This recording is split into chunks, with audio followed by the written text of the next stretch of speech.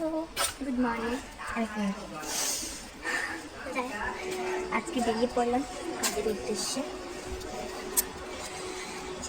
প্রাইভেটে কিছু কাজ হচ্ছে আর কি, সেগুলো এখন করতে হচ্ছে। বললাম মেয়েকে স্কুলে দিলাম, স্কুল থেকে রেডি হয় এই যাচ্ছি।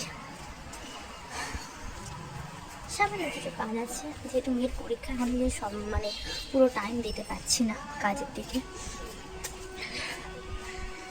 এই জন্য বেরোলাম। চলো গিয়ে দেখাচ্ছি তোমাদেরকে কিছু, সঙ্গে থেকো। কাজ করতে কাজে অনেক চলে এসেছি, কিন্তু আমার ভুলে গেছিলাম।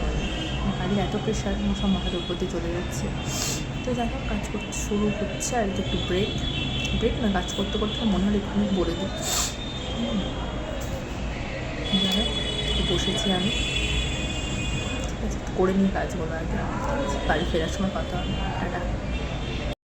হয়ে গেল কাজ, বাড়ি চলে এলাম, ক্লান্ত আমি। যাই হোক, এবার রান্না বান্না করতে হবে। মেয়ে চলে আসবে স্কুল থেকে, বর চলে আসবে কাজ থেকে।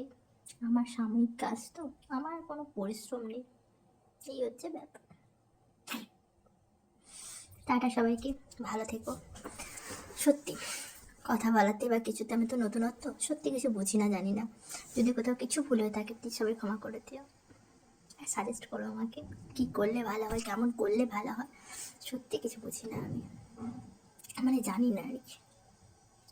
Thank you.